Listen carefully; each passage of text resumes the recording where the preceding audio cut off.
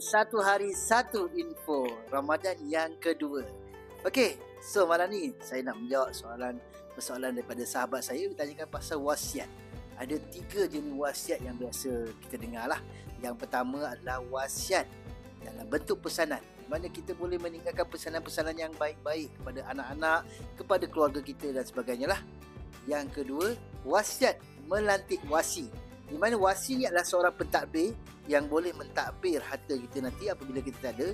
Jadi kita boleh melantik seorang pentadbir bagi menguruskan hal-hal pusaka bila kita tak ada nanti. Okey. Yang ketiga pula iaitu wasiat harta.